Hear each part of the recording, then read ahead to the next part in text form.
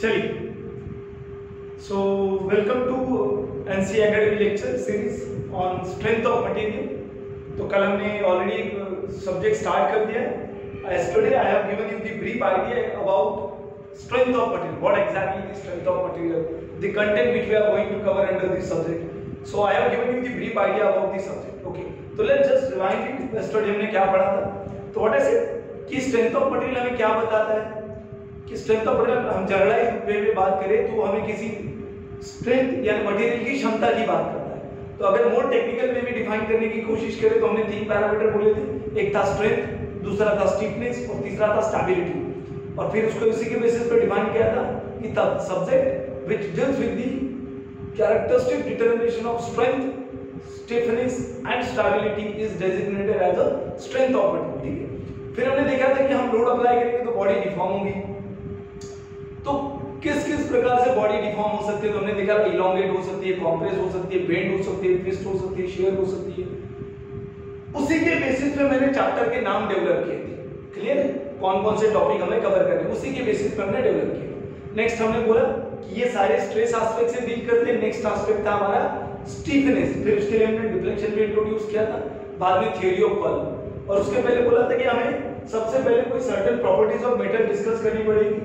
ये property subject में उतनी मायने नहीं रखती क्योंकि ये प्रॉपर्टी मैकेनिकल वालों के लिए थोड़ी सी बहुत इंपॉर्टेंट हो जाती है, लेकिन हमारे लिए भी स्ट्रेंथ ऑफ मटेरियल में सिविल में इंट्रोड्यूस की है। स्ट्रेंथ ऑफ मटेरियल सिविल और मैकेनिकल का कॉमन सब्जेक्ट है, इसलिए प्रॉपर्टी हमें पता होनी चाहिए। तो हमारा मेन आज का जो टॉपिक हो गया mechanical properties of the metal. We are dealing with the mechanical properties of the metal. So let us understand the name mechanical properties of the metal. Why I have given this property as a mechanical property? Clear है? चलिए, अब मुझे एक बात बताइए, खुद सोचिए कि किस फोर्स को मैं लोड बोलूंगा, क्योंकि फोर्स तो एक जनरलाइज्ड टर्म है। कैसे? अगर मुझे एक बात बताइए, मैं किसी चार्ज पार्टिकल को इलेक्ट्रिक फील्ड में रख दूं तो उसको उसके ऊपर इलेक्ट्रोस्टैटिक फोर्स लगता है। किसी पार्टिकल को अगर मैग्नेटिक फील्ड में रख दूं तो उसके ऊपर मैग्नेटिक फोर्स लगता है। तो इन दो फोर्स को लगने के लिए आप ग्रेविटी फोर्स की बात कर लीजिए। तो इन फोर्स को लगने के लिए आपको उस बॉडी के कांटेक्ट में होना जरूरी नहीं है। कहने का मतलब अगर किसी इलेक्ट्रिक फील्ड में चार्ज पार्टिकल को रख दो तो उस पे जो इलेक्ट्रोस्टैटिक फोर्स लगता है वो डायरेक्टली फिजिकल कांटेक्ट नहीं होता। जैसे ग्रेविटी की बात करें, आप अगर किसी ग्रेविटी फोर्स को देखो तो उसके लिए फिजिकल कांटेक्ट नेसेसरी नहीं है। लेकिन अगर मैं मैकेनिकल फोर्स की बात करूं तो मैकेनिकल फोर्स वो फोर्स होता है जिसको लगाने के लिए आपको बॉडी के कांटेक्ट में होना जरूरी है। क्या होना जरूरी है? बॉडी के कांटेक्ट। तो बॉडी के कांटेक्ट में जो फोर्स होता है, यानी जिस फोर्स को लगाने के लिए आपको फिजिकली उसके कांटेक्ट में होना जरूरी है, ऐसे फोर्स को मैकेनिकल फोर्स कहते हैं। कौन सा फोर्स? Mechanical force. बराबर? क्लियर? और ये मैकेनिकल फोर्स ही आपका लोड है। लोड आपका कौन सा फोर्स है? Mechanical force. तो mechanical force is your load. Mechanical force को हम क्या कहते हैं? लोड कहते हैं। So mechanical force is the load. Clear? बराबर? ठीक। और यस्टरडे हमने देखा था बॉडी को क्या माना? Continuous and deformable body. तो हमारे स्ट्रेंथ ऑफ मटेरियल में जो बॉडी है कौन सी है? Deformable body. ठीक है। तो ये बॉडी कब डिफॉर्म होगी? जब आप उसके ऊपर क्या लगाओगे? लोड लगाओगे। लोड यानी मैकेनिकल फोर्स। कौन सा फोर्स? Mechanical force. तो जब मैकेनिकल फोर्स आप किसी मेटल पे लगाते हो तो ये प्रॉपर्टी एग्जिबिट होती है। इनमें से कोई ना कोई प्रॉपर्टी उसके पास होती है। तो इसीलिए ये प्रॉपर्टीज आपकी तब मिलेंगी आपको मेटल के ऊपर जब आप किसी मैकेनिकल फोर्स को उसके ऊपर अप्लाई करोगे। That's why the name given as the mechanical properties of the metal. यानी this property will come to the picture when you apply mechanical force over the metal. That's why the name given as the mechanical properties of the metal. Clear? चलिए, कौन-कौन सी property है यहां पे लिखी है मैंने। I have written elasticity, plasticity, ductility, brittleness, malleability, hardness. यहाँ पे देखिए resilience, toughness, creep, fatigue and endurance limit. So these are the property which we are going to cover under this lecture series. आज के main topic हमारा ये सारी property discuss करनी। ठीक है? चलिए, ये प्रॉपर्टी डिस्कस करने से पहले मैं आपको माइल्ड स्टील का ग्राफ जो सभी ने पढ़ा है और जो उतना बहुत उसका कॉन्सेप्चुअल डायग्राम देखेंगे तो ग्राफ बहुत डिटेल में, लेकिन हमें उतना डिटेल में पढ़ना नहीं है। जब ऑफलाइन क्लास होगा मैं उस ग्राफ को डिस्कस करूंगा। नियरली 1 घंटे का डिस्कशन जाता है उस ग्राफ के ऊपर। तो जो ग्राफ है हम क्लासरूम में जब ऑफलाइन स्टार्ट करेंगे तो मैं पूरा डिटेल में डिस्कस करूंगा। फिलहाल मैं यहाँ पे उतनी चीजें डिस्कस करूंगा जो एग्जाम के लिए बहुत इंपॉर्टेंट है, क्लियर, और सारी आइडिया आपको वैसे ही मिल जाएंगी ग्राफ के ऊपर से, ठीक है। तो will study the stress strain curve for mild steel when you perform tensile test over a mild steel. When you perform tensile test over a mild steel, we'll draw the graph of stress versus strain for the mild steel. कौन सा graph draw करेंगे? Stress versus strain for the mild steel. तो stress versus strain graph draw करना है, इसके लिए थोड़ा सा मैं आपको स्ट्रेस और स्ट्रेन के बारे में इंफॉर्मेशन दे देता हूँ। एग्जैक्टली स्ट्रेस क्या है वो मैं जब सिंपल स्ट्रेस और सिंपल स्ट्रेन टॉपिक स्टार्ट करूंगा तब वहां पे स्ट्रेन भी अच्छे से डिफाइन करेंगे और स्ट्रेस भी अच्छे से डिफाइन करेंगे। फिलहाल क्योंकि मुझे graph between stress and strain draw करना है तो मैं छोटी सी इंफॉर्मेशन आपको स्ट्रेस के बारे में दे देता हूं, क्लियर? चलिए आइए, लेट अस सपोज क्या होता है स्ट्रेस, इसको समझते हैं। लेट अस सपोज मेरे पास कोई मेंबर है, मेरे पास क्या है, कोई मेंबर है और इसके ऊपर मैंने कोई मैकेनिकल फोर्स लगाया यानी लोड लगाया, कोई भी एक लोड लगाया, लेट अस सपोज F, ठीक है, ठीक है। अब मुझे एक बात बताइए, बॉडी कौन सी है? Deformable body. हमने माना है असम्पशन में body is assumed to be continuous and deformable. तो ये बॉडी कौन सी है? Deformable body. यानी जैसे ही लोड लगाओगे आप बॉडी क्या करेगी? डिफॉर्म करना स्टार्ट करेगी। तो शेप विल बी और dimension will be something like this, ऐसे कुछ डिफॉर्म होगी। आप लोड बढ़ाओ और डिफॉर्मेशन आएगा, लोड बढ़ाओ और डिफॉर्मेशन आएगा, बराबर है कि? मुझे एक बात बताओ, ये डिफॉर्म जैसे फोर्स लगाया ये डिफॉर्मेशन आया, रुक गया। अब इस फोर्स पे तो डिफॉर्मेशन बढ़ रहा है कि नहीं? गिवन फोर्स के लिए आपका डिफॉर्मेशन आ गया, बराबर। इसका मतलब जैसे ही सर्टेन डिफॉर्मेशन आया कुछ ना कुछ इंटरनल रेजिस्टेंस डेवलप हो जाता है इस डिफॉर्मेशन को रोकने के लिए। क्या डेवलप हो जाता है? कुछ ना कुछ इंटरनल फोर्स डेवलप हो जाता है बॉडी के अंदर। आपको सभी को पता है कोई भी बॉडी किससे बनी है? एटम्स और मॉलिक्यूल्स से।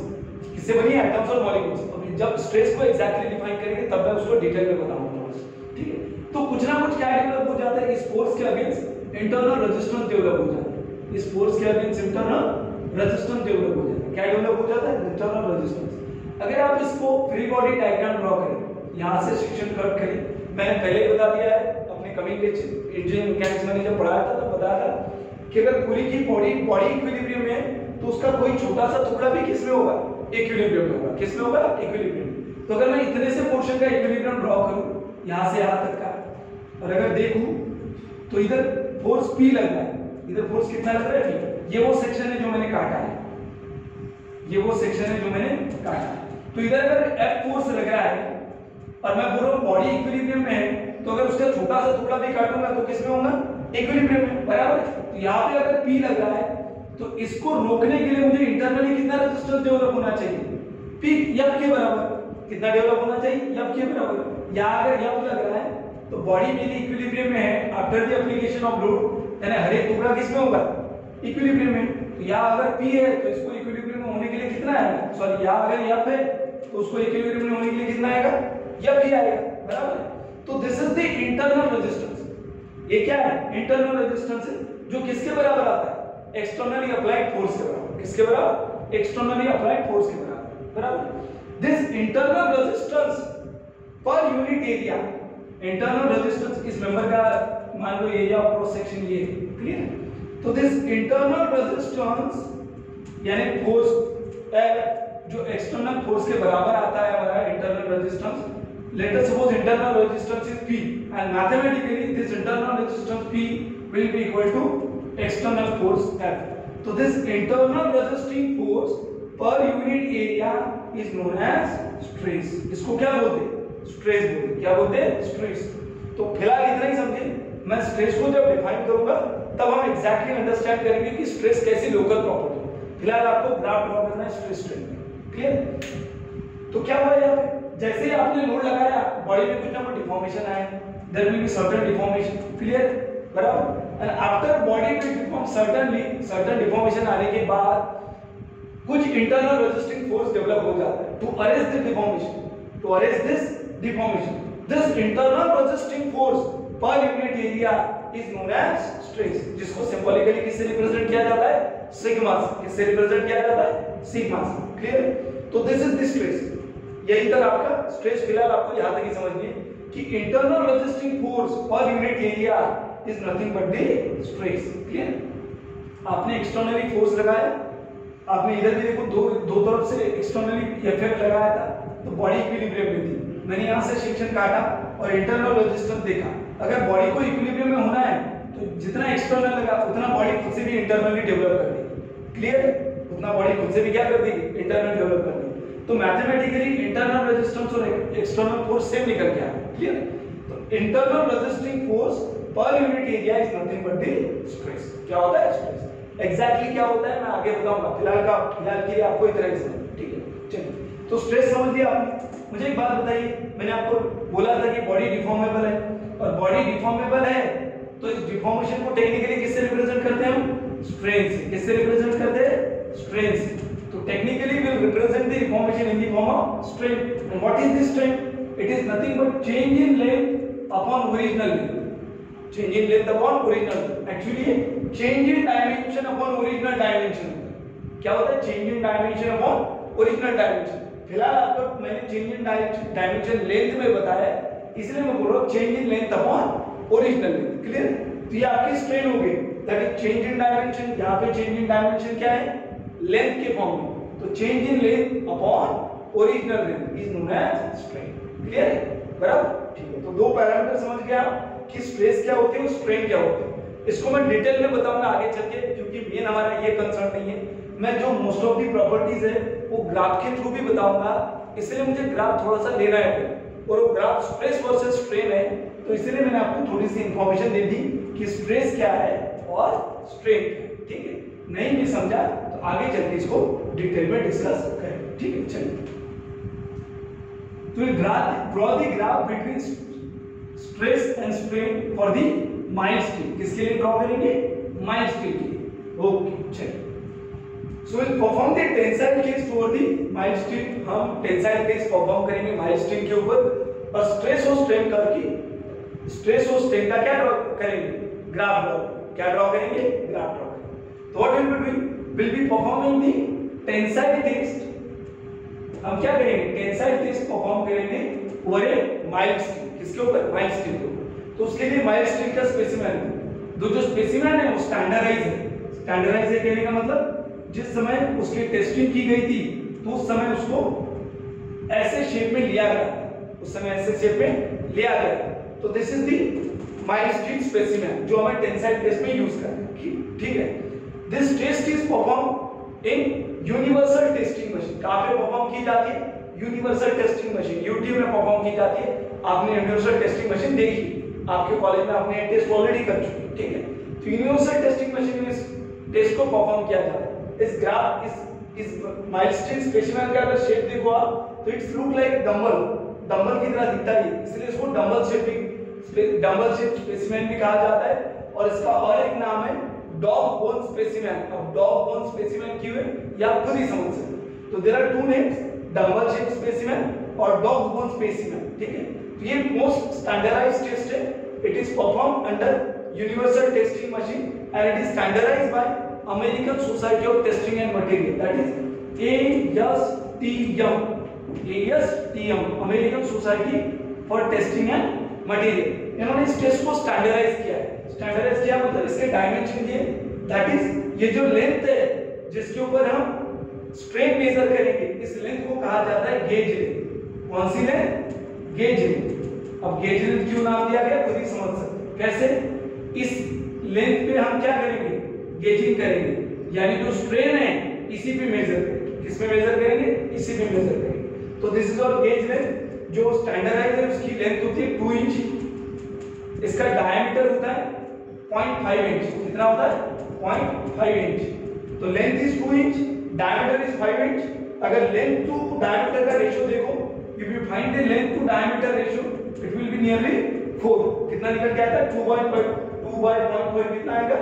4 आएगा। Clear? 2/0.5 it will be 4। Clear? तो ये स्टैंडर्डाइज्ड डायमेंशन है इसकी, क्योंकि इसको American society of testing material standard test बनाया है। तो this are the standard dimension.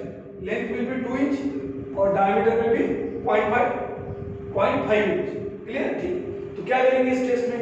इस माइल्ड स्टील स्पेसिमेन को यूनिवर्स टेस्टिंग मशीन में देखे होंगे आपने, ऊपर में एक जॉ होता है और नीचे में एक जॉ होता है। तो उस जॉ में फिक्स कर देंगे ऊपर से और नीचे से। उस जॉ में क्या करेंगे? फिक्स करेंगे और उसके ऊपर टेंसाइल लोड लगाएंगे। कौन सा लोड? Tensile load. कौन सा लोड लगाएंगे? टेंसाइल लोड, क्योंकि टेस्ट क्या परफॉर्म कर रहे हैं? Tensile test on a mild steel. तो क्या करेंगे? अब मैं छोटा सा दिखा देता हूं सिंपली।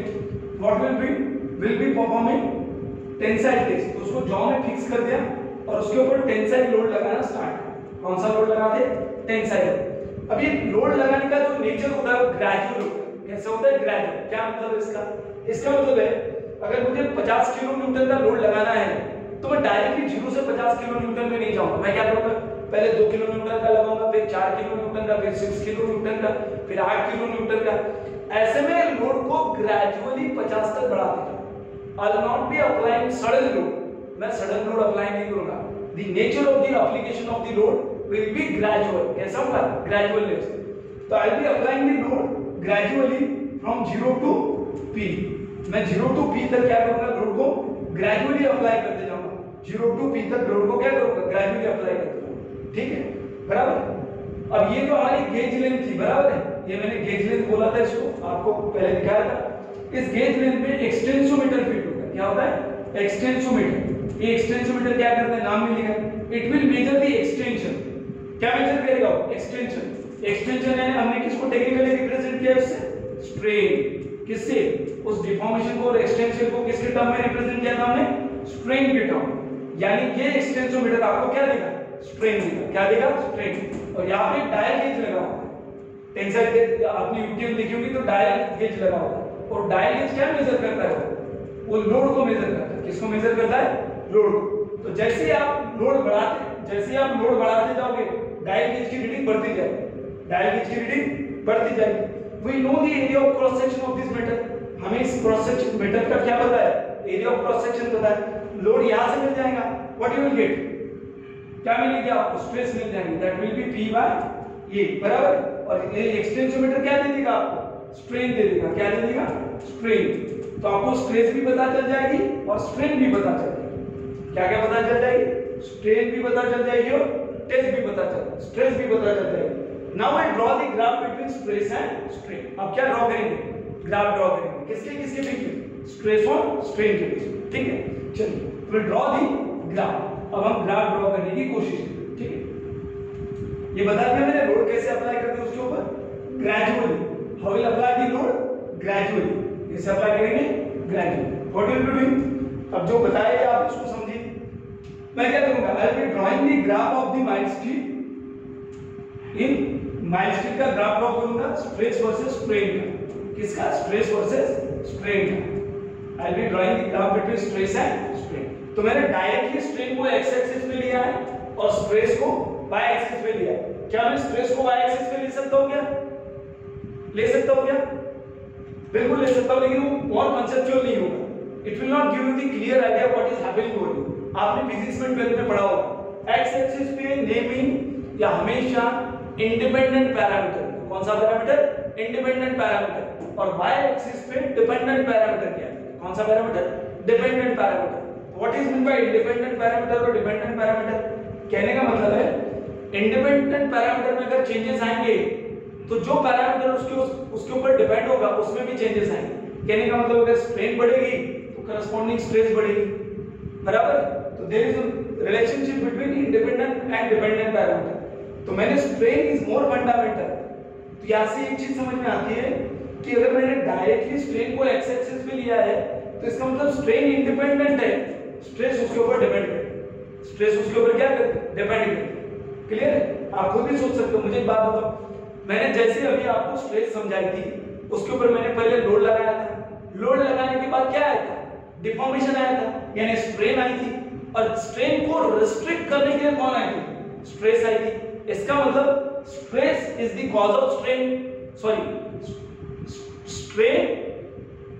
बराबर। स्ट्रेस स्ट्रेन का कॉज है या स्ट्रेन स्ट्रेस का कॉज है?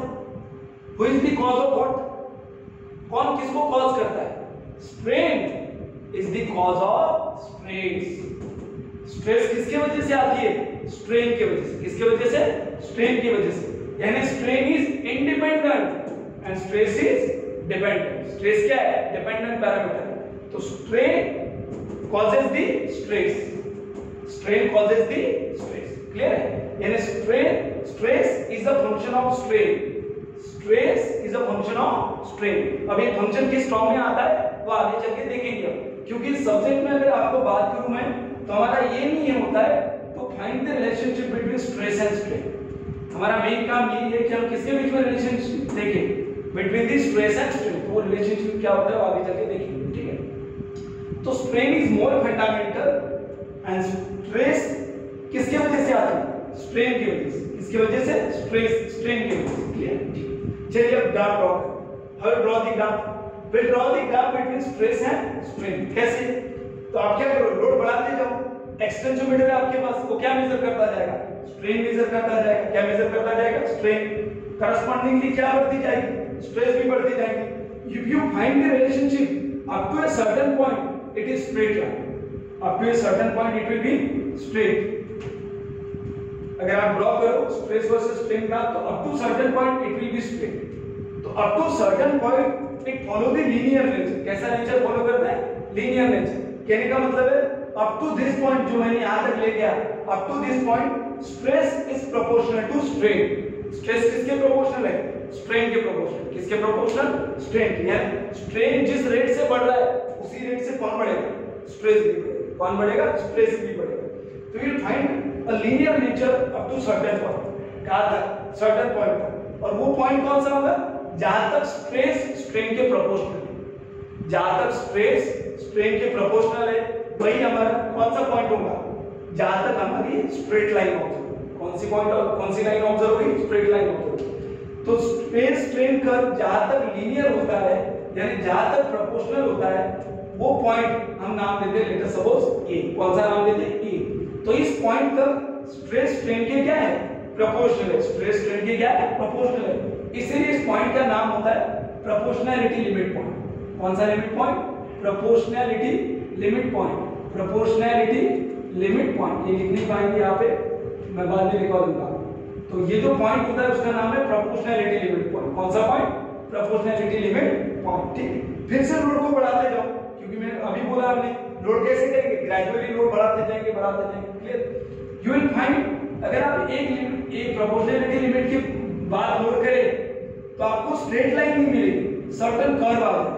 You will not get straight line, there will be certain curvilinear behaviour. Behaviour कैसा आ जाएगा, सर्टेन कर्वीलिनियर आ जाएगा।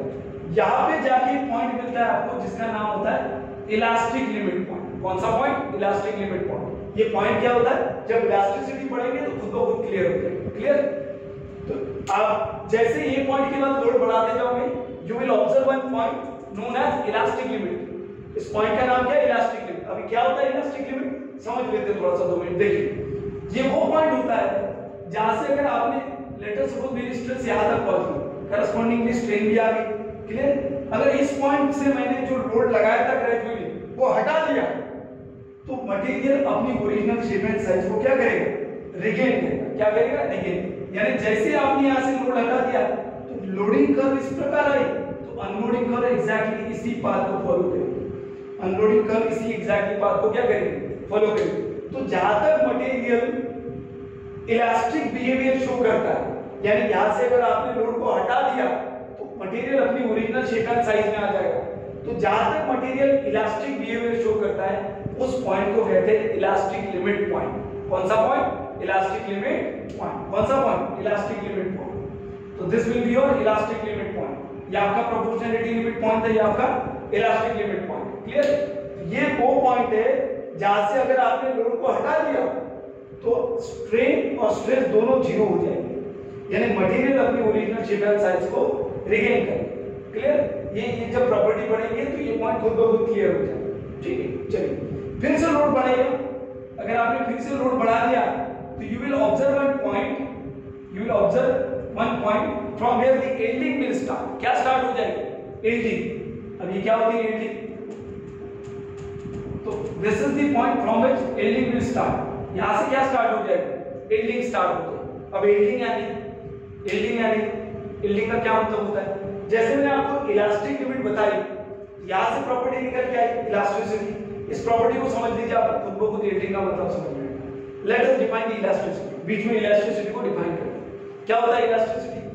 Elasticity is the property of material due to which its original shape and size will be recovered after the removal of load. कहने का मतलब है कोई भी मेटल है, ठीक है, जैसे ही आपने इसके ऊपर लोड लगाया, लोड को बढ़ाते जाओ, डिफॉर्मेशन आता जाएगा, लोड को हटा दो, जैसे लोड को हटा दोगे वो अपनी ओरिजिनल पोजीशन पे चला जाएगा। क्या करेगा? अपनी ओरिजिनल पोजीशन पे चला जाएगा। तो मेटल की ऐसी प्रॉपर्टी जिसके वजह से वो अपनी ओरिजिनल पोजीशन पे चला जाता है, उस प्रॉपर्टी को क्या बोलते हैं? Elasticity. So it is the property of material by virtue of which it regained its original shape and size after the removal of load. Such property is known as elasticity. Such property is known as elasticity. Clear?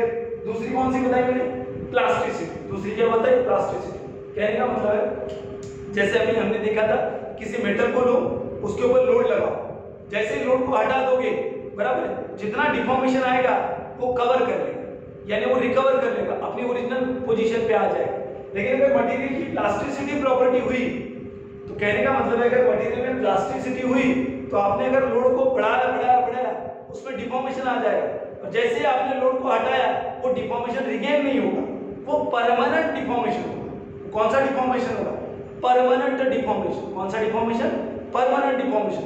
उस deformation को plastic deformation कहा जाता है। जो permanent deformation आता है उसको plastic deformation कहा जाता है, और जिस वजह से वो प्लास्टिक डिफॉर्मेशन आता है उस प्रॉपर्टी को कहते हैं प्लास्टिसिटी। उस प्रॉपर्टी को क्या कहते हैं? प्लास्टिसिटी। तो elasticity and plasticity are two different terms. Elasticity वो प्रॉपर्टी है जहां तक अगर आपने लोड लगाया और लोड को हटा दिया तो वो अपनी ओरिजिनल शेप एंड साइज को रिगेन कर रहा है। लेकिन अगर प्लास्टिसिटी की बात करें तो प्लास्टिसिटी वो प्रॉपर्टी होती है अगर आपने मटेरियल पे लोड लगाया और लोड को हटा भी दिया तो जो डायमेंशन में चेंजेस हुए वो वैसे के वैसे ही रहेंगे, वो अपनी ओरिजिनल शेप एंड साइज को रिटेन नहीं करेंगे। ऐसे प्रॉपर्टी को कौन सी प्रॉपर्टी बोलते हैं? प्लास्टिसिटी। कौन सी प्रॉपर्टी? प्लास्टिसिटी। और जो परमानेंट डायमेंशन में चेंज आया है या जो परमानेंट डिफॉर्मेशन हुआ है उसको बोलते हैं प्लास्टिक डिफॉर्मेशन। कौन सा डिफॉर्मेशन?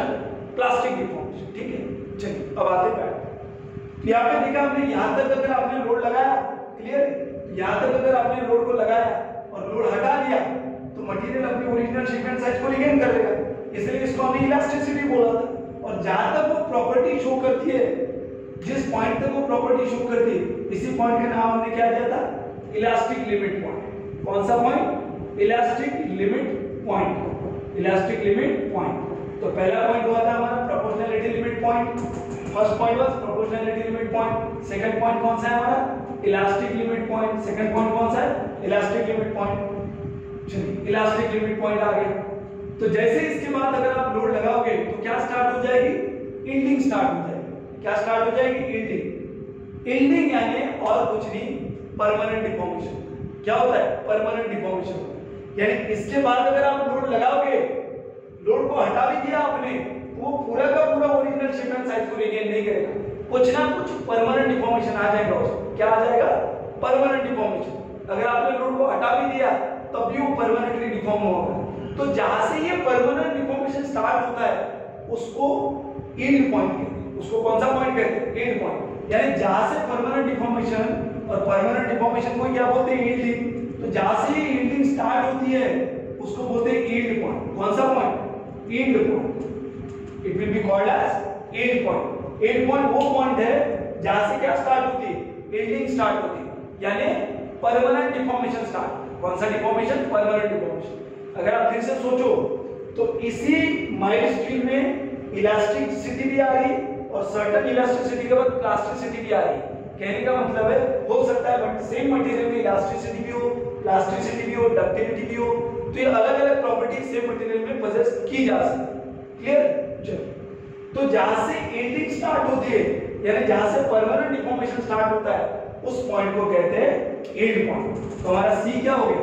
Yield point. कौन सा पॉइंट?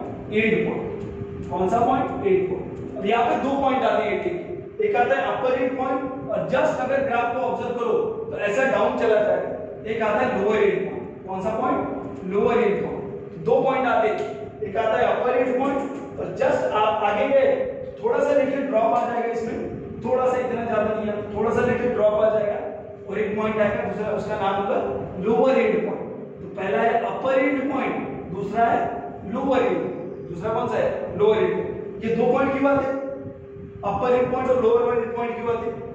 अब अगर माइल्ड स्टील का स्ट्रक्चर देखो तो उसमें आयरन और कार्बन एटम होते हैं। कौन से एटम होते हैं, आयरन और कार्बन एटम। मैंने पहले ही बोला आपको कोई भी मेटल किससे बना है, एटम्स और मॉलिक्यूल्स से। तो अगर आप देखो इसका स्ट्रक्चर तो इसमें आयरन और कार्बन एटम होते हैं। तो कार्बन एटम क्या कर जाता है, आयरन के ऊपर स्लिप कर जाता है, आयरन के ऊपर क्या कर जाता है, स्लिप कर जाता है। तो there will be slipping between the iron and carbon atom. Iron और कार्बन एटम के बीच में स्लिपिंग चलती है, इसलिए वो स्लिप होता है ना। तो ग्राफ एग्जैक्टली अगर आप ड्रॉ करो तो ऐसा नहीं आता, ऐसे ऐसे आता है, अपर हिट लोअर हिट, अपर हिट लोअर हिट, अपर हिट लोअर हिट। इसके चक्कर में हमने क्या कर दिया, इस पोर्शन को हटा दिया और सिंपली इस तरह का बिहेवियर ड्रॉ कर। तो there will be upper hit point and there will be a lower hit point, ठीक है। इसलिए 2 पॉइंट ऑब्जर्व होते हैं क्योंकि स्लिपिंग ऑफ कार्बन, अगर आप देखो तो ये अगर आयरन के एटम मालूम है, अगर माइल्ड स्टील में, तो इसके बीच में कार्बन एटम है, there will be carbon atom and this carbon atom slip over the iron atom, because of it upper hit and lower hit point will be observe. जब एक ग्राफ को offline में पढ़ाऊंगा तो पूरा डिटेल में घंटे का डिस्कशन होगा, डिटेल में करेंगे। फिलहाल एग्जाम के लिए इतना इंपॉर्टेंट नहीं है ग्राफ, मुझे प्रॉपर्टी समझानी थी और मैं ग्राफ का यूज करूंगा इसलिए आपको समझाऊंगा, क्लियर। तो there will be upper hit point and lower hit point. From where the ending will start, from the upper hit point. कहां से एंडिंग स्टार्ट होती है, अपर हिट पॉइंट से। तो आपको यहां से एंडिंग मिली, एंडिंग यानी यहां से परमानेंट डिफॉर्मेशन आता जाएगा। तो यहां से यहां तक का अगर जोन देखो आप, अगर ई तक का जोन देखो, यहां से यहां तक का जोन इलास्टिसिटी की तरह बिहेवियर करता है। कैसे, इलास्टिसिटी। इसके बाद जैसे ही लोड को बढ़ाते जाओगे प्लास्टिक डिफॉर्मेशन स्टार्ट होता है। ये एंड पॉइंट और इलास्टिक लिमिट पॉइंट बहुत क्लोज होते हैं, लेकिन आपको समझ में आना चाहिए इसलिए मैंने थोड़ा सा अलग अलग दिखाया है, क्लियर। तो यहां से प्लास्टिक डिफॉर्मेशन स्टार्ट हो जाता है। कौन सा डिफॉर्मेशन, प्लास्टिक डिफॉर्मेशन, ठीक है। After D point you will observe that strain will continue to increase without increase in stress, without increase in stress। stress तो नहीं बढ़ रही है लेकिन strain बढ़ जाता है। strain क्या कर जाता है, बढ़ जाता है। this behavior you will observe in the graph। जब आप माइल्ड स्टील का ग्राफ ड्रॉ करोगे, आप लोड को बढ़ाओगे नहीं एक पॉइंट के बाद, तब भी कंटीन्यूअसली डिफॉर्म होता है, तब भी कंटीन्यूअसली क्या होता जाएगा, डिफॉर्म होता जाएगा। ये कंटीन्यूअस डिफॉर्मेशन जो होता है, इसके बाद जितना भी डिफॉर्मेशन आता है वो परमानेंट डिफॉर्मेशन। कौन सा डिफॉर्मेशन होता है, परमानेंट डिफॉर्मेशन। और उसकी उस डिफॉर्मेशन की प्रोसेस कहां से होती है, स्टार्ट एंडिंग से। कहां से स्टार्ट होती है, एंडिंग से। यानी एंडिंग कहां से स्टार्ट होती है, एंड पॉइंट से। कहां से स्टार्ट होती है, एंड पॉइंट से। और उस पॉइंट को नाम दिया था हमने एंड पॉइंट। ये से 2 पॉइंट, अपर एंड पॉइंट और लोअर एंड पॉइंट। जैसे ही आप देखोगे इसके बाद आपको without increase in stress continuous deformation मिलेगा। क्या मिलेगा, कंटीन्यूअस डिफॉर्मेशन। ये जब ग्राफ ड्रॉ करोगे टेस्ट करके तो खुद ब खुद पता चल जाएगा। There will be continuous deformation. और ये डिफॉर्मेशन आपका कौन सा डिफॉर्मेशन होता है, परमानेंट डिफॉर्मेशन। कौन सा, परमानेंट डिफॉर्मेशन। यानी इस रीजन के बाद अगर आप देखो तो there will be a plastic deformation. कौन सा डिफॉर्मेशन, प्लास्टिक डिफॉर्मेशन। और इस प्लास्टिक डिफॉर्मेशन को कौन सा डिफॉर्मेशन बोलते हैं, परमानेंट डिफॉर्मेशन। कौन सा डिफॉर्मेशन, परमानेंट डिफॉर्मेशन, ठीक है। After the material has sufficiently yielded, जैसे मटेरियल सफिशिएंटली डिफॉर्म हो गया या यील्ड हो गया, then strain will be hard. Strain will be hard का मतलब है आपको अगर ये जो स्ट्रेन मिली है विदाउट इंक्रीज इन स्ट्रेस मिली, कांस्टेंट स्ट्रेस पे स्ट्रेन इंक्रीज होती जाए। After this point, let us इस पॉइंट का नाम देते हैं एबीसीडी। अब दे दो इस पॉइंट का नाम दे दो कुछ भी, ए ई सी डी बोला है मैंने, कुछ भी बोल दो इसको, इसको बी बोल दो, ठीक है, कोई दिक्कत नहीं। तो अगर after this point if you observe, आपको स्ट्रेन तभी मिलेगी जब स्ट्रेस आए। स्ट्रेन तभी मिलेगी यानी स्ट्रेस आएगी। कहने का मतलब है आपको इस पॉइंट के बाद फिर से लोड बढ़ाना पड़ेगा।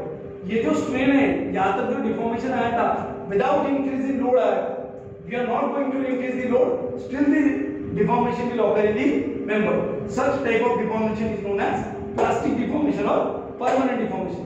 But after the point B, अगर पॉइंट बी के बाद जाओगे तो you have to increase the load, then only there will be increasing strain. After this point, इस पॉइंट के बाद आपको अगर स्ट्रेन चाहिए तो आपको क्या बढ़ाना पड़ेगा, correspondingly स्ट्रेस भी बढ़ानी पड़ेगी। and the graph will go something like this, graph इस प्रकार जाएगा। and this is the maximum stress point। आपको इस पॉइंट के बाद क्या मिलेगा, मैक्सिमम स्ट्रेस पॉइंट मिलेगा। कौन सा पॉइंट मिलेगा, मैक्सिमम स्ट्रेस यानी ultimate stress. After this strain will B sufficiently hard.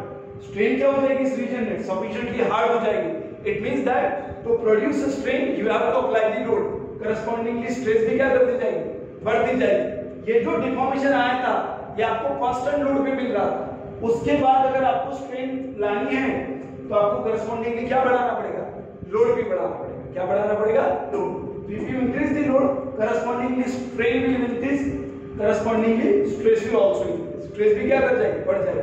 and you will find the point where stress will be maximum, यहाँ पे स्ट्रेस क्या है, मैक्सिमम है, इसलिए इस पॉइंट का नाम दिया जाता है अल्टीमेट स्ट्रेस पॉइंट। कौन सा पॉइंट, ultimate stress point. And in this region stress और strain is sufficiently hard, that's why the name of the region is known as strain hardening region. इस रीजन का नाम होता है स्ट्रेन हार्डनिंग रीजन। कौन सा रीजन, स्ट्रेन हार्डनिंग रीजन, क्योंकि strain after this point strain is getting sufficiently hard, that's why the name comes strain hardening region। क्या नाम है इसका, strain hardening region।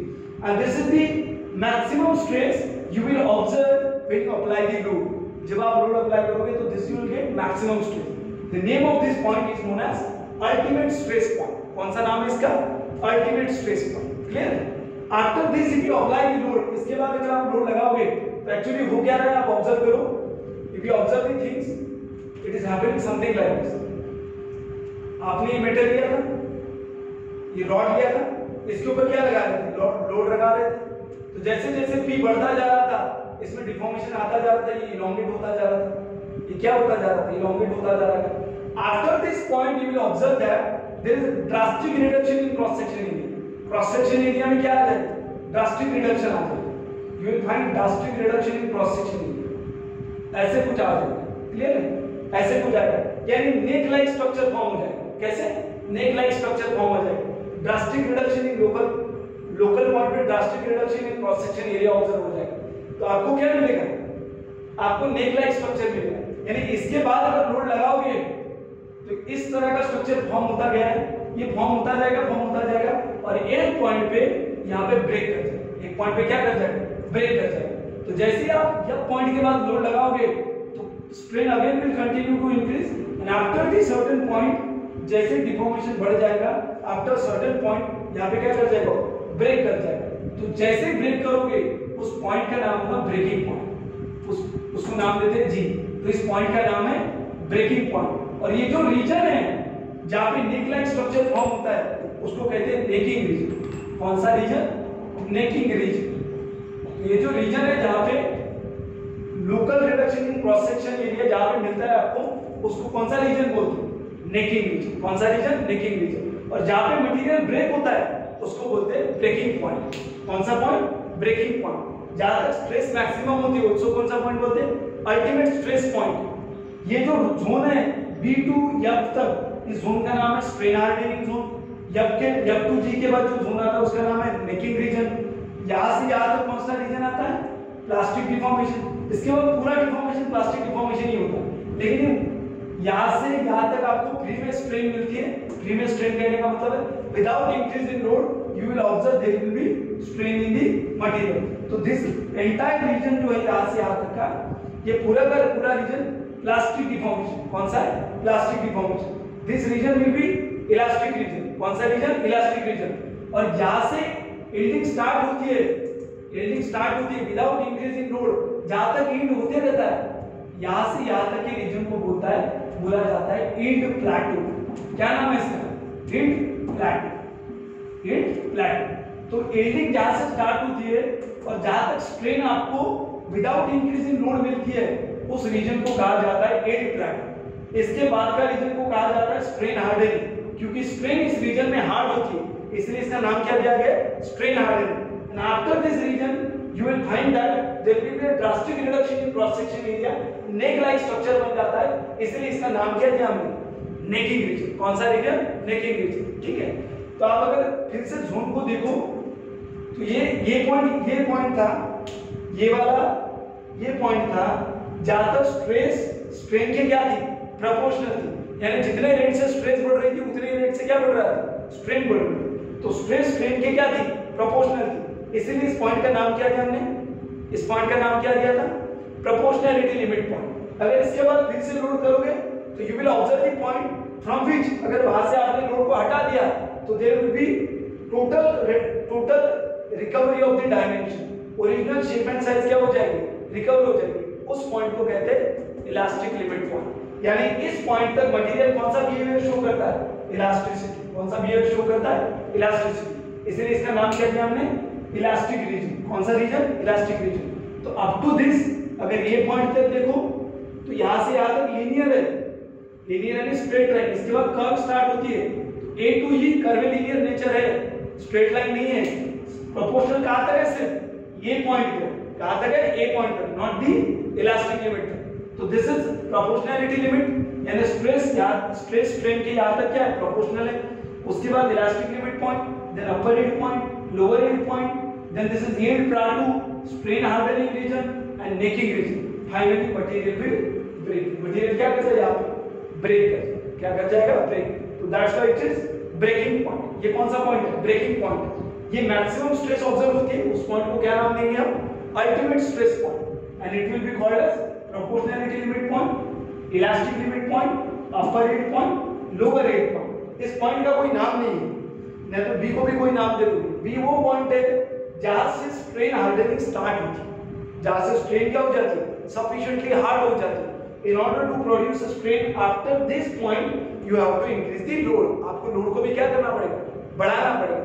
So this is how the graph of mild string will be observed. यहाँ पे क्या कर जाता है मटेरियल, ब्रेक कर जाता है। यानी जैसे ही मेटल जी पॉइंट पे पहुंच जाएगा, जैसे लोड बढ़ाते बढ़ाते जाओगे, जैसे ही आपका local reduction in cross section area observe हो जाएगा, एक पॉइंट आ जाए जहाँ पे मेटल क्या कर जाएगा, ब्रेक कर जाएगा। उसको बोलते हैं ब्रेकिंग पॉइंट। कौन सा पॉइंट, ब्रेकिंग पॉइंट। ठीक है, तो कितने कितने पॉइंट बोले मैंने, देखिए प्रोपोर्शनैलिटी लिमिट पॉइंट बोला।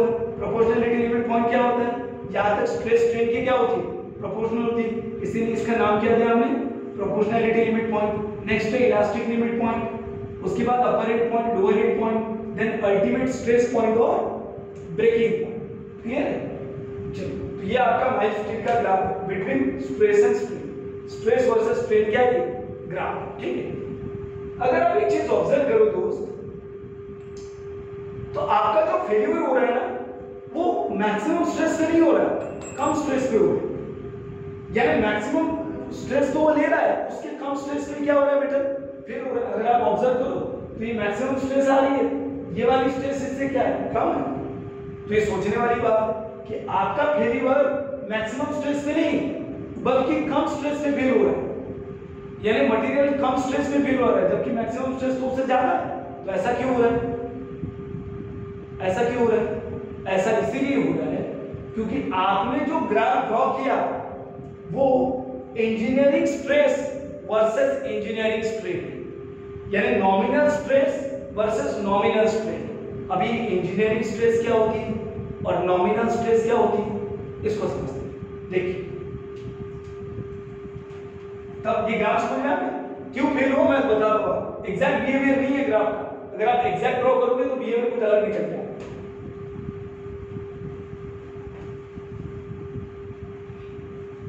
देखिए इंजीनियरिंग स्ट्रेस और नॉमिनल स्ट्रेस क्या होती है। ठीक, चलिए तो आपने अभी देखा कि स्ट्रेस क्या होती है। आपने अगर कोई मेटल लो, उसके ऊपर कोई फोर्स लगा दो, या इधर से और इधर से भी दोनों तरफ से अगर ये फोर्स लगा दो, बराबर, इसका area of cross section later suppose A मान लो, तो स्ट्रेस को क्या बोला था आपने, इंटरनल रेजिस्टिव फोर्स जो F के बराबर आएगा which is equal to F पर unit area will be called as stress, बराबर। इसी को हमने क्या बोला था, स्ट्रेस बोला था। मुझे एक बात बताओ, जैसे आप लोड को बढ़ाते जाओगे ये लेंथ बढ़ती जाएगी और डायमीटर क्या होते जाएगा, कम होते जाएगा, बराबर। अब डायमीटर कम होगा तो आपका एरिया भी क्या होते जाएगा, कम होते जाएगा। यानी हर इंस्टेंट पे आपको एरिया कम मिलता जाएगा। लेकिन आप जो स्ट्रेस वर्सेस स्ट्रेन का ड्रॉ कर रहे हो, इसमें आपने कौन सा एरिया पकड़ा, इनिशियल एरिया। कौन सा area, initial area. Since you have considered the initial area, that's why आप अगर एंड पे जाओगे तो आपका local reduction in cross section area, मैंने बताया था आपको, मेटल कैसे हो जाता है बाद में, ऐसे कुछ हो जाता है तो ड्रास्टिक एरिया कम हो जाता है। लेकिन आप उस पॉइंट पे भी जो ब्रेकिंग पॉइंट बताया था मैंने, वहां पे भी कौन सी स्ट्रेस कंसीडर करते हो, एरिया कौन सा लेते हो, ओरिजिनल एरिया लेते हो। कौन सा एरिया, ओरिजिनल एरिया। इसीलिए वो ग्राफ नीचे जाता है। जबकि अगर आप खुद सोचो तो प्रैक्टिकली क्या होगा, एरिया बहुत कम हो जाएगा एंड पॉइंट पे, एरिया बहुत कम होगा तो स्ट्रेस क्या करेगी, बढ़ जाएगी। स्ट्रेस क्या करेगी, बढ़ जाएगी, क्योंकि एरिया क्या हो जाएगा, कम हो जाएगा। और स्ट्रेस अगर कम हो गई, स्ट्रेस अगर कम हो गई तो मैक्सिमम पे ही फेल होता है, ब्रेकिंग पॉइंट पे नहीं। क्योंकि मैंने जो ग्राफ ड्रॉ किया वो ओरिजिनल एरिया के बेसिस पे ड्रॉ किया। कौन से एरिया के बेसिस पे, ओरिजिनल एरिया के बेसिस पे, क्योंकि एरिया तो हर इंस्टेंट पे चेंज होते जा रहा है। एरिया तो हर इंस्टेंट पे क्या होते जा रहा है, चेंज होते जा रहा है। और आपने ओरिजिनल एरिया कंसीडर करके ग्राफ को ड्रॉ किया। कौन सा एरिया, ओरिजिनल एरिया। तो ओरिजिनल एरिया कंसीडर करके जिस स्ट्रेस को डिफाइन किया गया उसी को बोलते हैं इंजीनियरिंग स्ट्रेस और नॉमिनल स्ट्रेस। और सारे प्रैक्टिकल एस्पेक्ट के लिए हम इसी को लेके चलते हैं, जबकि एरिया तो कम होते जाता है। क्यों लेके चलते इसको भी समझाता हूं, ठीक है। अगर आपने हर इंस्टेंट का एरिया पकड़ा, लेट अस सपोज लोड बढ़ाते जा रहे हो, किसी इस इंस्टेंट पे लेट अस सपोज एरिया इसका A0, एरिया क्या इसका A0 है। तो अगर वहां पे आपने स्ट्रेस को डिफाइन किया तो ये जो स्ट्रेस है उसको ट्रू स्ट्रेस कहा जाता है। कौन सी स्ट्रेस, ट्रू स्ट्रेस।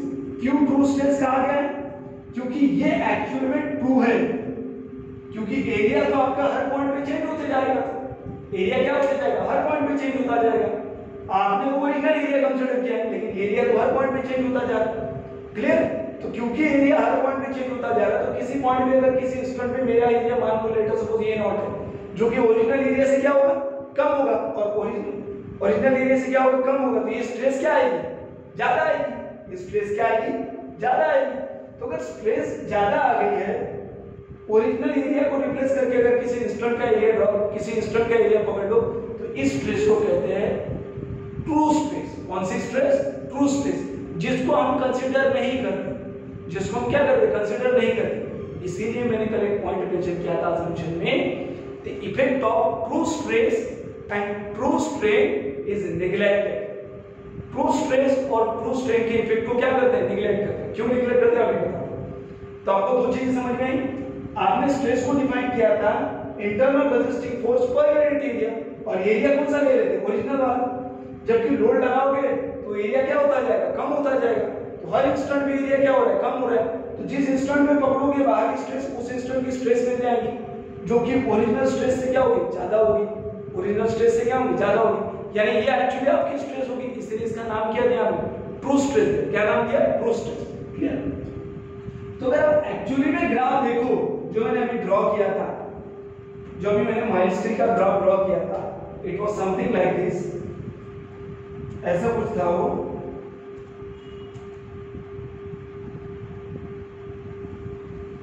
ऐसा कुछ था।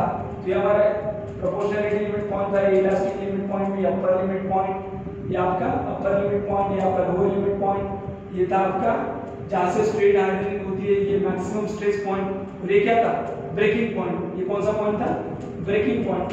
तो दिस वे द पॉइंट, ये हमारे पॉइंट थे, क्लियर, बराबर। लेकिन अगर ये ग्राफ आपका कौन सा था, engineering stress versus engineering strain, यानी एरिया क्रॉस सेक्शन जो आपने स्ट्रेस को ड्रॉ करने के लिए दिया, ये ओरिजिनल एरिया।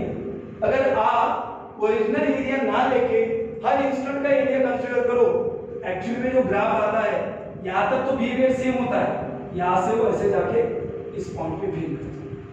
तो रियल ग्राफ इस प्रकार से, ना कि इस प्रकार से। इसीलिए जो ब्रेकिंग पॉइंट मैंने आपको दिखाया, यहाँ पे ये दिखाया क्योंकि आप एरिया ये वाला कंसीडर करते हो, जबकि इस पॉइंट पे तो एरिया बहुत कम हो गया होगा, स्ट्रेस फिर से बढ़ जाएंगे, बढ़ेगी कि नहीं। तो स्ट्रेस बढ़ेगी तो ये आपका एक्चुअल फेल्यूर दिखा, कैसा है, एक्चुअल, बराबर। तो ये आपका ग्राफ है true stress versus true strain. किसके वर्सेस है, true stress versus true strain. True stress क्या होती है, जहां पे आप इंस्टेंट का एरिया कंसीडर करते हो, क्लियर है, नॉट द ओरिजिनल एरिया। और हमें इंस्टेंट का एरिया कंसीडर नहीं करना। क्यों नहीं करना, मैं पहले बता देता हूं आपको। हमने कल भी लिखा है कि effect of true stress and true strain is neglected. क्या करते हैं, नेग्लेक्ट करते हैं, क्लियर। तो उसी का एरिया हमें कंसीडर नहीं करना है, ट्रू एरिया हमें नहीं कंसीडर। क्यों नहीं करना, मैं बताता हूं। आपको पता है जो माइलस्टोन की एंड स्ट्रेंथ होती है वो कितनी होती है, 250 होती है। कौन सी होती है, 250। तो एंडिंग कहां तक होती है, 250 से स्टार्ट हो जाती है। कहां से, 250 से। तो एंड स्ट्रेंथ कितनी होती है, 250। हम 250 के आगे लोड को बढ़ाते हैं, will not increase the stress beyond 250, क्योंकि आपकी कौन सी स्ट्रेंथ होती है, एंड स्ट्रेंथ होती है।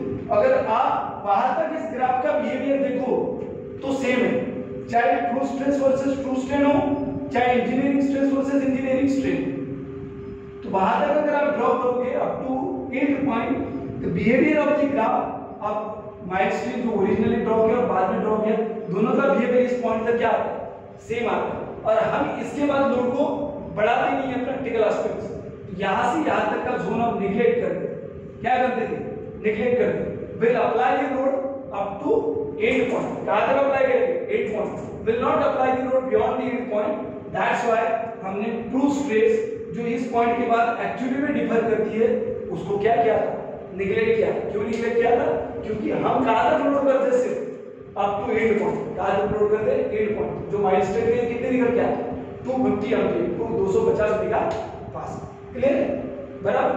तो माइलस्टोन के लिए उसकी ईल्ड स्ट्रेंथ कितनी आती है, 250। ये जो अल्टीमेट स्ट्रेस है ये नियरली 350 के आसपास आती है, 350 एमपीए के आसपास आती है बराबर। तो हम ईल्ड तक ही लोड को अप्लाई करते हैं, इसके बाद अप्लाई ही नहीं करते। इसीलिए मैंने अजम्पशन में लिखा था that effect of true stress and true strain is neglected. Why? Because we don't apply load more than the end point, हम एंड पॉइंट के बाद लोड को ज्यादा अप्लाई नहीं करते, क्लियर है, इसलिए वो पॉइंट वहां पे नेग्लेक्ट हो गया, ठीक है। चलिए, तो this is the graph of milestone, clear, सारे पॉइंट क्लियर है आपको। Proportionality limit point, elastic limit point, upper end point, lower end point, maximum stress point and ultimate stress point, breaking point, पूरा का पूरा प्लास्टिक रीजन है, यानी यहाँ से यहाँ तक का डिफॉर्मेशन परमानेंट डिफॉर्मेशन है, यहाँ से यहाँ तक का डिफॉर्मेशन इलास्टिक डिफॉर्मेशन। कौन सा डिफॉर्मेशन, इलास्टिक डिफॉर्मेशन। अगर रीजन ऑब्जर्व करो आप तो माइलस्टोन में प्लास्टिक डिफॉर्मेशन बहुत ज्यादा है इलास्टिक डिफॉर्मेशन से।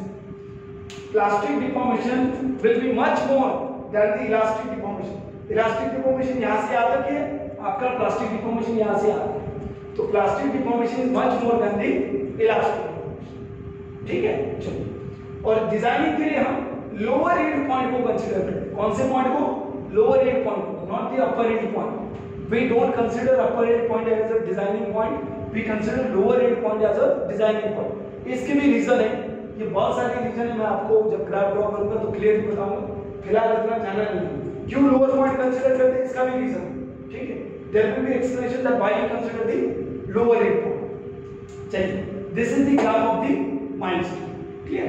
अब मैं most of the properties graph के थ्रू बताने की कोशिश करूंगा, इसलिए मैंने ये ग्राफ पहले दिया, ठीक है। चलिए, कौन कौन से पॉइंट है, proportionality limit point, elastic limit point, upper end point, lower end point, fracture point, ultimate stress point, strain hardening region. B से एफ तक कौन सा रीजन है, स्ट्रेन हार्डनिंग रीजन। एफ से जी तक कौन सा रीजन है, नेकिंग रीजन। सी से बी तक कौन सा रीजन है, इंड प्लेटू, इसको क्या कहते हैं, इंड प्लेटू, बराबर है। और यहां से यहां तक का परमानेंट डिफॉर्मेशन है, इसके पहले का इलास्टिक डिफॉर्मेशन, क्लियर, ठीक। चलिए, now will discuss one by all the properties of the metal. अब सारी प्रॉपर्टी डिस्कस करने की कोशिश करें।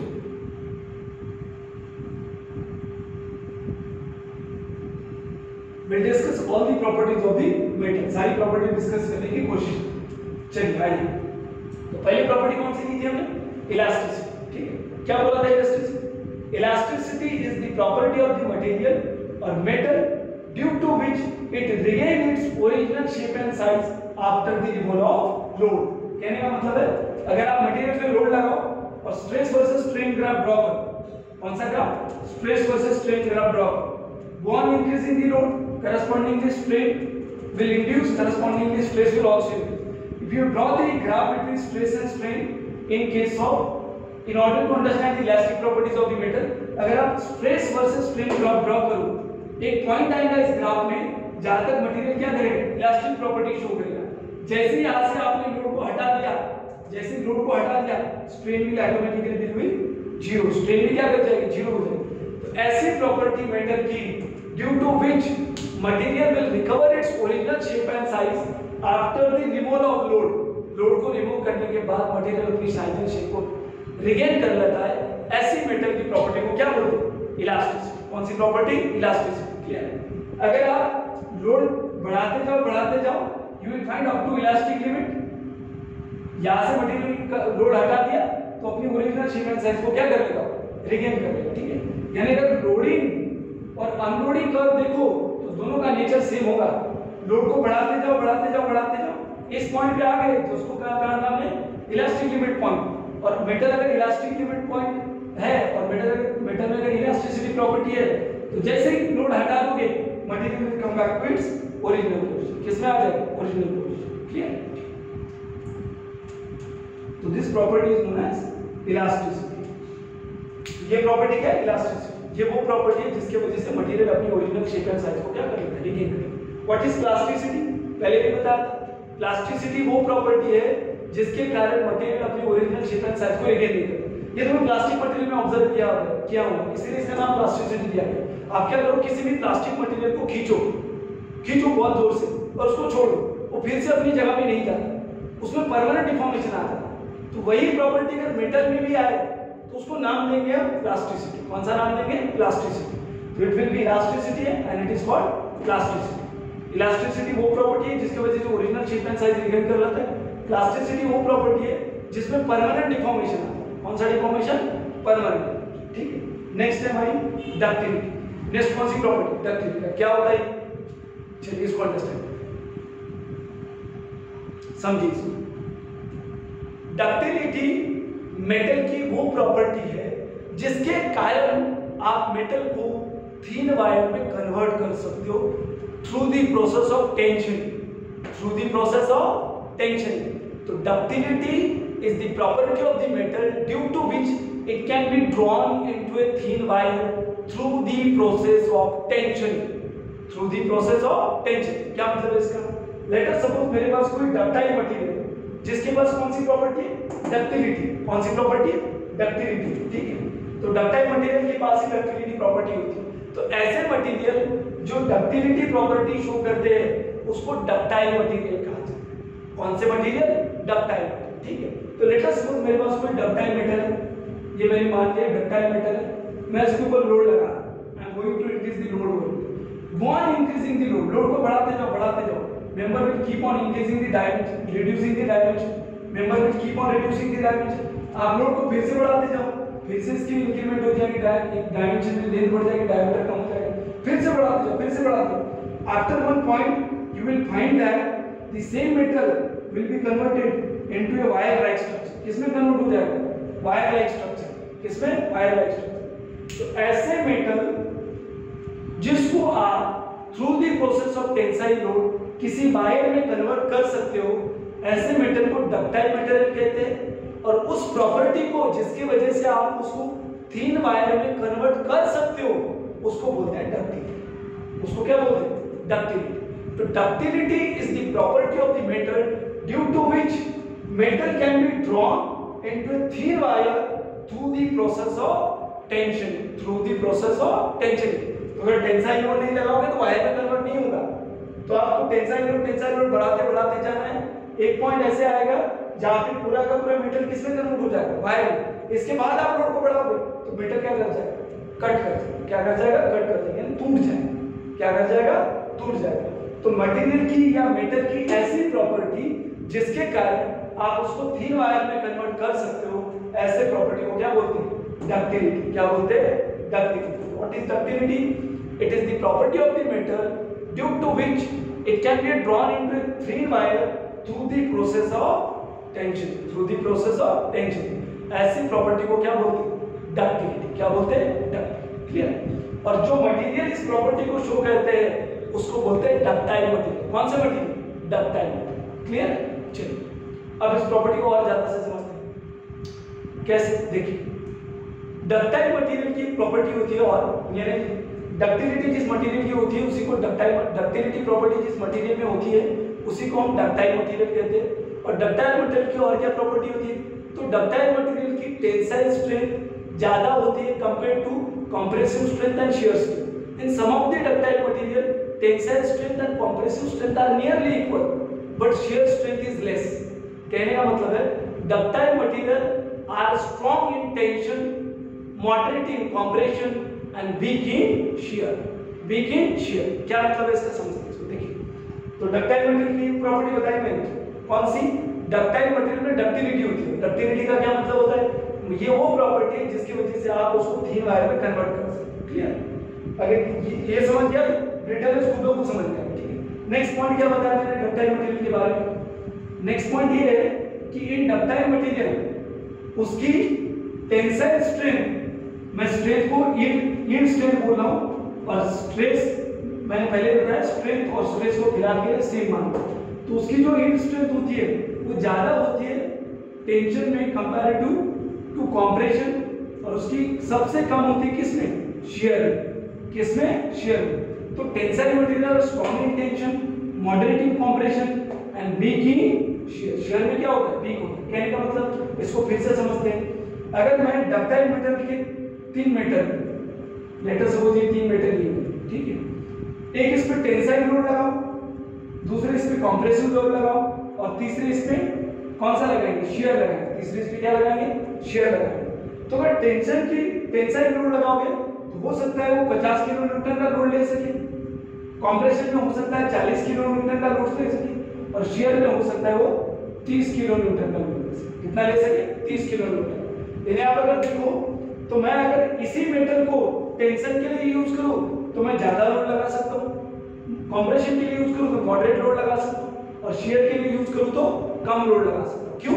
क्योंकि उसकी शियर स्ट्रेंथ क्या होती है? कम होती है।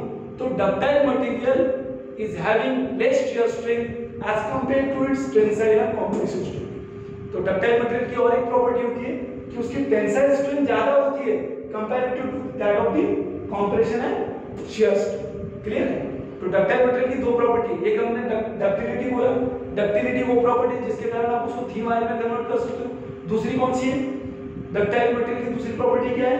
डक्टाइल मटेरियल की दूसरी प्रॉपर्टी है वो उसको टेंशन में उसकी स्ट्रेंथ ज्यादा होती है comparative to compression and shear. Comparative to compression and shear से उसकी टेंसाइल स्ट्रेंथ क्या होती है? ज्यादा होती है। उसको समझने के लिए मैंने एग्जांपल दिया कि सेम मेटल लो, सेम मेटल में अगर टेंसाइल लोड लगाओ तो ज्यादा लोड लेगा, कंप्रेशन में कम लेगा, और शियर में सबसे ज्यादा। इसको दूसरी तरीके से समझ सकते हो आप। कैसे? सभी मेंबर में लोड सेम कर दो, सभी मेंबर में लोड क्या करो? सेम करो, तो जो टेंसाइल में एरिया है वो कम लगेगा। टेंसाइल लोड में एरिया क्या लगेगा? कम लगेगा। एक कंपैरेटिव है, अगर समझा तो ठीक, नहीं समझा तो इसी को समझिए कि अगर मैं तीनों मेटल समान लूं, समान साइज की लूं, तो अगर टेंशन में लोड कैरिंग कैपेसिटी देखो तो ज्यादा निकल के आएगी कंपैरेटिव कंप्रेशन और शियर। क्लियर है? ये डक्टाइल मटेरियल की प्रॉपर्टी है दूसरी। डक्टिलिटी के साथ साथ उसके पास टेंसाइल स्ट्रेंथ ज्यादा होती है compare to that of the compression and shear strength. Clear? ठीक। चलिए नेक्स्ट कौन सा है हमारे पास? नेक्स्ट है हमारे पास ब्रिटलनेस। क्या होती है ब्रिटलनेस? ब्रिटलनेस वो प्रॉपर्टी होती है जिसके कारण आप उसको प्लास्टिकली डिफॉर्म नहीं कर सकते। कहने का मतलब है यहाँ पे जो डिफॉर्मेशन देखा था हमने डक्टाइल मटेरियल में, it was long deformation. You were able to convert the metal into the thin wire. यहाँ पे वो नहीं होगा। In brittle material, what will happen? As you increase the load, it will not elongate. Once you keep on increasing the load, एक point ऐसा आ जाएगा वो खुद ब्रेक कर जाएगा। Without increasing length में बिना बढ़ते ही वो क्या कर जाएगा? क्रैक कर जाएगा। ऐसे मटेरियल को कौन से मटेरियल बोलते हैं? Brittle material. And the property due to which it does not get in elongation नहीं आता है उसमें, ऐसे प्रॉपर्टी को क्या बोलते हैं? ब्रिटलनेस। क्या बोलते हैं? ब्रिटलनेस। कैसे समझिए? अभी हमने देखा था कि अगर डक्टाइल मटेरियल हुआ उसके ऊपर आप टेंसाइल लोड लगाओ, उसके ऊपर आप क्या लगाओ? टेंसाइल लोड लगाओ, तो लोड को बढ़ाते जाओ वो थीन वायर में कन्वर्ट होता जाएगा। थीन वायर में क्या होता जाएगा? कन्वर्ट होता जाएगा। लेकिन जैसे आपने ब्रिटल मटेरियल लिया, लोड को बढ़ाते जाओ, वो थीन वायर में कन्वर्ट नहीं होगा, जस्ट क्या कर जाएगा? ब्रेक कर जाएगा। क्या कर जाएगा? ब्रेक कर जाएगा। क्या कर जाएगा? ब्रेक कर जाएगा। तो ऐसे मटेरियल जिसमें प्लास्टिक डिफॉर्मेशन नहीं आता या जिसको आप थीन वायर में कन्वर्ट नहीं कर सकते, ऐसे मटेरियल को क्या बोलते हैं? Brittle material. And the property due to which it can not be converted into a thin wire और there will be no maximum deformation, such property is known as brittleness. Such property is known as brittleness. तो brittle material वो material होते हैं जिसमें ज्यादा deformation नहीं आता। ज्यादा का क्या मतलब है? कितना ज्यादा? Less than 5%। Less than 5%। अगर डिफॉर्मेशन 5% से ज्यादा आ रहा है तो कौन सा हो गया? Ductile material. कौन सा मटेरियल? Ductile material. और डिफॉर्मेशन अगर 5% से कम आ रहा है तो वो कौन सा मटेरियल हो गया? Brittle material. कौन सा मटेरियल? Brittle material. तो ब्रिटल मटेरियल में जो डिफॉर्मेशन आता है वो 5% से कम आता है, उसमें प्लास्टिक स्ट्रेन आती नहीं है। इलास्टिक स्ट्रेन तो थोड़ी सी आती है, प्लास्टिक स्ट्रेन आती नहीं। जैसे आप लोड लगाओगे थोड़ा सा इलॉन्गेट होगा, आप लोड को बढ़ाते जाओ कटक से ब्रेक कर जाए। There will be no permanent change in shape and size. Such material is known as brittle material, and the property due to which it possesses the lack of ductility is known as brittleness. ऐसी property जिसमें lack of ductility होती है उसको क्या कहते हैं? brittleness। क्या कहते हैं? brittleness। चार प्रॉपर्टी डिस्कस की हमने, इलास्टिसिटी, प्लास्टिसिटी, डक्टिलिटी और ब्रिटलनेस। ठीक है, तो जैसे मैंने डक्टाइल मटेरियल के लिए कहा था कि इसकी टेंसाइल स्ट्रेंथ ज्यादा होती है comparative to its shear and compressive strength, उसी प्रकार ब्रिटल मटेरियल की जो है कंप्रेसिव स्ट्रेंथ ज्यादा होती है comparative to its tensile and shear strength. अगर ब्रिटल मटेरियल देखिए आप तो उसकी कंप्रेसिव स्ट्रेंथ ज्यादा होती है compare to shear strength, compare to that of the tensile strength, compare to that of the tensile strength. तो अगर आप देखो तो उसकी कंप्रेसिव स्ट्रेंथ सबसे ज्यादा होती है comparative to that of the tensile strength. उसकी टेंसाइल स्ट्रेंथ से उसकी कंपैरेटिव स्ट्रेंथ क्या होती है? ज्यादा होती है। यही किसमें उल्टा था? यही किसमें उल्टा था? Ductile material. Ductile material was strong in tension as compare to its own compression and shear.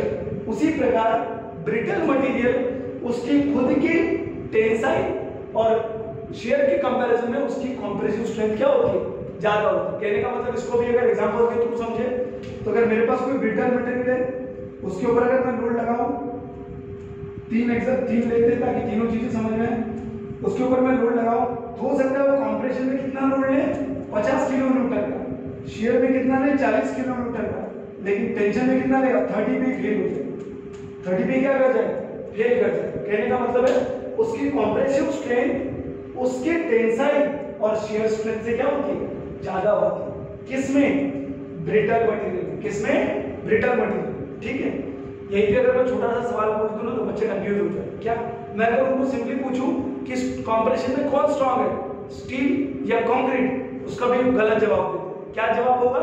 आप खुद सोच के मुझे टेक्स्ट कर देना। मैं अगर सिंपली पूछूं आपको कि कंप्रेशन में कौन स्ट्रांग है, कंक्रीट या स्टील, बताना मेरे को टेक्स्ट कर। ये फालतू सवाल है मुझे, लेकिन इसमें बहुत सारे बच्चे कंफ्यूज हो जाते हैं, मैं जानता हूं, तो उसको मुझे टेक्स्ट करके बताना। ठीक है, तो चलिए, तो उसकी कंप्रेसिव स्ट्रेंथ उसके टेंसाइल स्ट्रेंथ के कंपैरिजन में क्या होती है? ज्यादा। क्लियर है? ये कौन सी किस मटेरियल की प्रॉपर्टी है? Brittle material. किसकी? ब्रिटल। ठीक है, चलिए आगे बढ़ते हैं। नेक्स्ट प्रॉपर्टी है हमारे पास मेलिएबिलिटी। कौन सी प्रॉपर्टी? मेलिएबिलिटी। तो next point of discussion is the malleability. What is malleability? Malleability वो प्रॉपर्टी है जिसके कारण आप उस मेटल को थिन शीट में कन्वर्ट कर सकते हो through the process of compressive. कहने का मतलब है कोई पीस ऑफ मेटल, मान लीजिए मैंने कोई भी पीस ऑफ मेटल लिया, ये मैंने पीस ऑफ मेटल लिया, इसके ऊपर अगर कंप्रेसिव लोड लगाओ, कंप्रेसिव लोड बढ़ाते जाओ, वो अगर प्लेन शीट में कन्वर्ट होता गया, किसमें कन्वर्ट होता गया? प्लेन शीट में। तो मटेरियल की वो प्रॉपर्टी जिसके कारण आप उसको कंप्रेसिव लोड लगा के किसमें कन्वर्ट कर सकते हो? थिन शीट में कन्वर्ट कर सकते हो। ऐसी प्रॉपर्टी को क्या बोलते हैं? मेलिएबिलिटी। कौन सी प्रॉपर्टी बोलते हैं? मेलिएबिलिटी। ठीक है, नेक्स्ट कौन सी प्रॉपर्टी आपकी? हार्डनेस। अब ये हार्डनेस आपको खुद को सभी को पता है। क्या होता है hardness? It is the resistance against wear and tear. Resistance against wear and tear या रेजिस्टेंस अगेंस्ट इंडेंटेशन बोल दो, स्क्रैचेस के अगेंस्ट रेजिस्टेंस बोल दो। ये किससे आता है? ये कौन सा रेजिस्टेंस है? हार्डनेस। कौन सा रेजिस्टेंस है? हार्डनेस। ये प्रॉपर्टी आपको पहले। नेक्स्ट क्या होगा? Resistance, toughness, grip, fatigue and endurance. ये सारे पॉइंट आते हैं। कौन से? Resistance, toughness, grip, fatigue, strength और एंड्योरेंस। तो ये प्रॉपर्टी हमने डिस्कस की है, अब ये डिस्कस करें। ठीक, एक मिनट। तो these are the property which we have covered under this lecture. Now this property जो resilience है, toughness है, grip है, fatigue है, endurance limit है, ये बहुत conceptual है। मैं आपको इसको कल की वीडियो लेक्चर में कवर करवा दूंगा, क्योंकि ये प्रॉपर्टी समझ में आ गई आपको, या आपको थोड़ा सा कंसेप्चुअल एक प्रॉपर्टी को एक्सप्लेन करने में समय लग जाता, तो मैं उसको कल के लेक्चर में डिस्कस करूंगा। फिलहाल हम यहाँ पे रुक जाते हैं। ठीक, कल थोड़ा सा लिखने का इश्यू हो रहा था, तो मैंने आज क्लियर करने की कोशिश की है। कुछ भी चीज में प्रॉब्लम हो तो आप मुझे टेक्स्ट करके बता सकते हैं, हम उस चीज को इंप्रूव करने की कोशिश करेंगे। फिलहाल हमारी डेवलपिंग प्रोसेस चल रही है, तो जैसे जैसे जैसे जैसे जो जो चीज की जरूरत पड़ेगी हम उसको डेवलप करते रहेंगे, ठीक है। तो आज क्या क्या पढ़े हम? इलास्टिसिटी क्या होती है?